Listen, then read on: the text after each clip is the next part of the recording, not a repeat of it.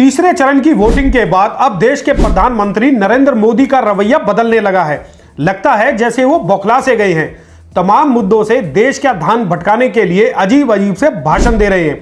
हालांकि होना तो यह चाहिए था कि वो जनता के सामने अपने 10 साल का हिसाब किताब लेकर जाएं, लेकिन हो इसके उलट रहा है। जनता को अपना रिपोर्ट कार्ड दिखाने की बजाय मोदी जी हिंदू मुस्लिम की बातें कर कांग्रेस पर हमलावर हो रहे हैं। दोस्तों नमस्कार, मैं हूं संजय कपूर और आप देख रहे हैं सिटी मेल न्यूज।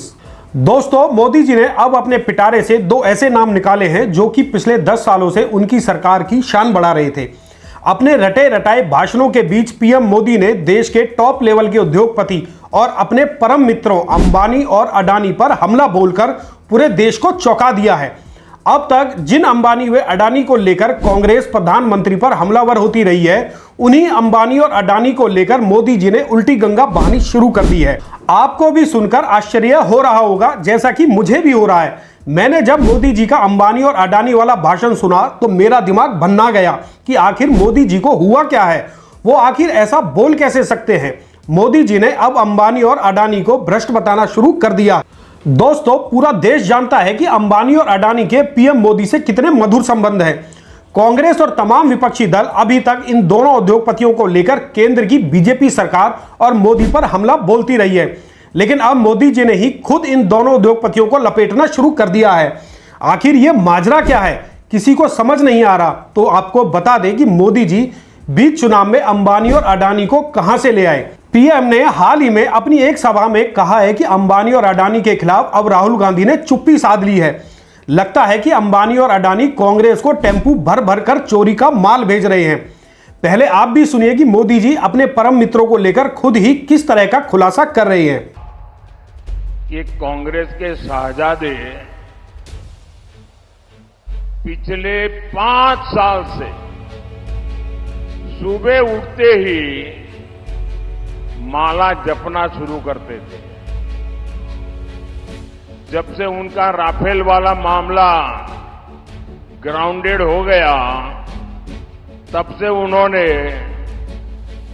एक नई माला जपना शुरू किया। 5 साल से एक ही माला जपते थे, 5 उद्योगपति, 5 उद्योगपति, 5 उद्योगपति। फिर धीरे धीरे कहने लगे अंबानी अडानी, अंबानी अडानी, अंबानी अडानी। 5 साल से। लेकिन जब से चुनाव घोषित हुआ है, इन्होंने अंबानी अडानी को गाली देना बंद कर दिया। मैं आज तेलंगाना की धरती से पूछना चाहता हूं, जरा ये शहजादे घोषित करें कि इस चुनाव में ये अंबानी अडानी से कितना माल उठाया है, काले धन के कितने बोरे भर करके रुपये मारे हैं, क्या टेम्पो भर करके नोटे कांग्रेस के लिए पहुंची है, क्या सौदा हुआ है। आपने रातों रात अब अंबानी अडानी इनको गाली देना बंद कर दिया। जरूर दाल में कुछ काला है। 5 साल तक अंबानी अडानी को गाली दी और रातों रात गालियां बंद हो गई। मतलब कोई न कोई चोरी का माल टेम्पो भर भर करके आपने पाया है। ये जवाब देना पड़ेगा देश को। तो सुना दोस्तों, किस तरह से मोदी जी ने अपना रंग बदल लिया है। लेकिन हैरान होने की बात तो यह है कि आखिर मोदी जी इस तरह के भाषण देकर साबित क्या करना चाह रहे हैं। उन्हें किसी ने बताया नहीं कि राहुल गांधी अब भी अंबानी और अडानी को लेकर चुप नहीं हुए हैं, बल्कि उनके खिलाफ जमकर बोल रहे हैं।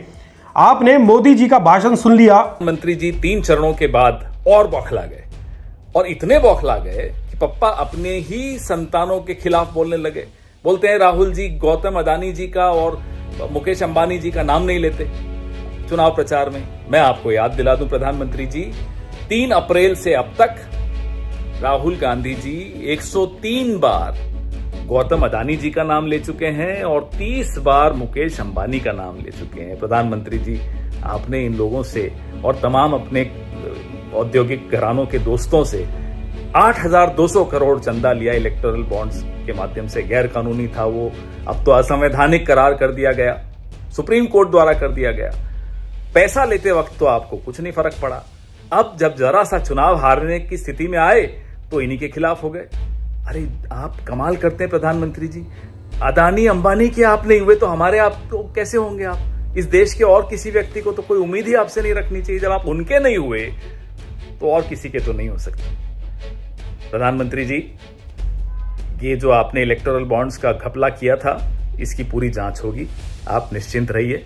हम नाम सबका लेते हैं, हमें किसी से कोई डर नहीं है, हमें किसी की कोई चिंता नहीं है। हमें चिंता है तो इस देश के उन तमाम लोगों की जिनके साथ अन्याय हुआ, जिनके लिए हम न्याय का एक घोषणा पत्र लेकर आए हैं, न्याय पत्र लेकर आए हैं। रही बात आपके दोस्तों की, तो जो 21 औद्योगिक घराने हैं, उनकी कुल संपत्ति 70 करोड़ हिंदुस्तानियों की संपत्ति के बराबर है। सोचिए आपने किस तरह का देश पिछले 10 साल में बना दिया।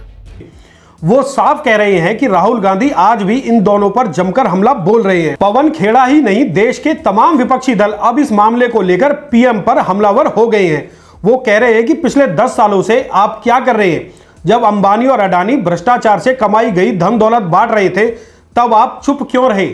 आपने अभी तक उनके खिलाफ कार्रवाई क्यों नहीं की? उन्हें हेमंत सोरेन, केजरीवाल, मनीष सिसोदिया, संजय सिंह और बाकी नेताओं की तरह से जेल में क्यों नहीं डाला?